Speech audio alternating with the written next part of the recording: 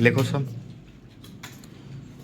आजकल सरकारी प्रोत्साहन के कारण अर्थव्यवस्था के सभी घटकों में निजी क्षेत्र का वर्चस्व बढ़ रहा है। ऐसे में शिक्षा का क्षेत्र निजीकरण से प्रभावित हुए बिना कैसे रह सकता है। शिक्षा के निजीकरण का अर्थ है शिक्षा के क्षेत्र में सरकार के अतिरिक्त गैर सरकारी भागीदारी। वैसे तो ब्रिटिश काल से ही निजी संस्थाएं शिक्षण कार्य में संलग्न थीं, लेकिन स्वतंत्र भारत में उनकी भागीदारी में बहुत वृद्धि हुई है। प्रारंभ में भारतीय संविधान में शिक्षा विषय को राज्य सूची के अंतर्गत शामिल किया गया था, लेकिन बाद में केंद्र सरकार ने यह अनुभव किया कि चूंकि शिक्षा प्रत्यक्ष रूप से राष्ट्र के निर्माण में महत्वपूर्ण भूमिका निभाती है, इसलिए यह केंद्र सरकार के लिए भी महत्व का विषय है। अतः शिक्षा के क्षेत्र में एक रूपता लाने, विस्तार करने एवं इसमें केंद्र सरकार की भागीदारी सुनिश्चित करने के लिए वर्ष 1976 में इसे संविधान के 42वें संशोधन द्वारा समवर्ती सूची में शामिल किया गया। स्वतंत्रता के पश्चात जहां एक ओर हमारे पास संसाधनों का अभाव था, वहीं दूसरी ओर जनसंख्या में भी तीव्र गति से वृद्धि हुई। अतः एक बड़ी आबादी के लिए शिक्षा की समुचित व्यवस्था करना सरकार के बस की बात नहीं थी। इसलिए भारत में शिक्षा में निजी क्षेत्र को बिना किसी अवरोध के प्रोत्साहन दिया गया। निजी क्षेत्र को शिक्षा की ओर आकर्षित करने के लिए सरकार ने कई कदम उठाए, जैसे निजी संस्थानों को आर्थिक सहायता देना, उनके लिए अनुदान का प्रावधान करना, शैक्षणिक इमारत हेतु कम मूल्य पर भूमि उपलब्ध कराना आदि। भारत में ऊपरी तौर पर शिक्षा को दो भागों में विभक्त किया जा सकता है, स्कूली शिक्षा तथा विश्वविद्यालय शिक्षा या उच्च शिक्षा। आज इन दोनों ही क्षेत्रों में निजी संस्थानों की भागीदारी दृष्टिगोचर होती है। यही कारण है कि यहाँ सरकारी शिक्षा व्यवस्था के समानांतर निजी शिक्षा प्रणाली भी संचालित है। शिक्षा के निजीकरण ने इस क्षेत्र के प्रसार में सकारात्मक योगदान दिया है। शिक्षा के निजीकरण के उद्देश्य शिक्षा को निजी हाथों में सौंपकर अधिक कार्यकुशलता और उत्पादकता को बढ़ाना, शिक्षित और उद्यमशील युवाओं को अवसर प्रदान करके रोजगार में वृद्धि लाना, सार्वजनिक क्षेत्र के उपक्रमों संस्थानों की कार्य क्षमता में सुधार लाना, सार्वजनिक एवं निजी क्षेत्र की भागीदारी से प्रतिस्पर्धा को बढ़ावा देना, राष्ट्र निर्माण के प्रति जवाबदेह बनना। शिक्षा के निजीकरण का प्रभाव स्थिति वर्तमान में शिक्षा के निजीकरण के कारण शिक्षा का प्रसार तेजी से हो रहा है।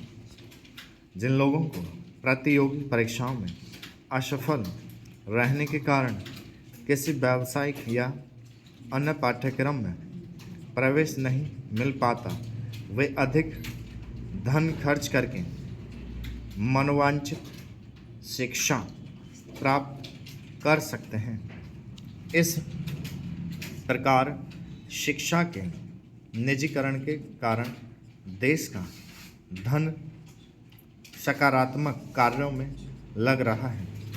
नई शिक्षण संस्थानों की स्थापना के कारण नवयुवकों को रोजगार के नए अवसर उपलब्ध हो रहे हैं।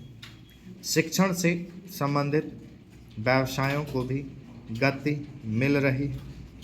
पिछले कुछ वर्षों में उच्च शिक्षा प्राप्त करने वाले लोगों की संख्या में तेजी से वृद्धि हुई है। इतनी अधिक संख्या में प्रतिवर्ष सरकारी नौकरियों का सृजन कर पाना संभव नहीं। निजी संस्थाओं की अधिकता से इन कारण लोगों को भी रोजगार के अवसर उपलब्ध हो रहे हैं। इस प्रकार शिक्षा के निजीकरण के कारण देश के आर्थिक विकास को भी गति मिल रही है। यही नहीं, शिक्षा के क्षेत्र में निजी भागीदारी से उत्पन्न प्रतिस्पर्धा के फलस्वरूप शिक्षा की गुणवत्ता में सुधार भी हो रहा है। निजी शिक्षण संस्थानों में योग्य शिक्षकों को बेहतर वेतनमान पर भर्ती किए जाने से शिक्षकों की दशा में सुधार के साथ साथ शिक्षित लोगों के लिए रोजगार के अधिक अवसर उपलब्ध हो रहे हैं। इस प्रकार शिक्षित लोगों को इसके द्वारा रोजगार के साधन उपलब्ध कराने एवं शिक्षा की गुणवत्ता में सुधार हेतु शिक्षा में निजीकरण को बढ़ावा देना उचित है। शिक्षा के निजीकरण से अक्षमता, भ्रष्टाचार को दूर किया जा सकता है। साथ ही उपकरण, प्रयोगशालाएं और पुस्तकालयों जैसे संसाधनों की कमी दूर की जा सकती है। शिक्षा के निजीकरण की प्रासंगिकता। शिक्षा में निजीकरण से यदि कुछ लाभ हुए हैं तो इसके नुकसान भी कम नहीं हैं।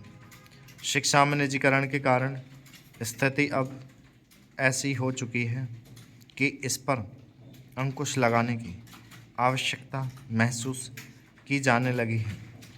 निजीकरण को बढ़ावा देने के लिए अनुदान एवं सरकारी सहायता के फलस्वरूप भारत में निजी शिक्षण संस्थाओं की बाढ़ सी आ गई है। इनमें से अधिकतर निजी शिक्षण संस्थाएं रेवड़ियों की तरह डिग्रियां बांट रही हैं। जगह जगह डीम्ड विश्वविद्यालय खुल रहे हैं। शिक्षा आज व्यापार का रूप धारण कर चुकी है। शिक्षा के निजीकरण का लाभ निर्धन लोगों को नहीं मिल रहा है क्योंकि निजीकरण से शिक्षा महंगी हो गई है। शहरों के निजी विद्यालयों में प्राथमिक स्तर की कक्षाओं के बच्चों से भी हजारों रुपए मासिक शुल्क लिया जा रहा है। आम आदमी अपने बच्चों को अच्छी शिक्षा दिलवाने के लिए इतने शुल्क को वहन करने में अक्षम है। शिक्षा के निजीकरण के कारण कोचिंग एवं ट्यूशन संस्कृति को बढ़ावा मिला है। बड़े बड़े उद्योगपति भी शिक्षा में धन का निवेश कर रहे हैं। स्टॉप।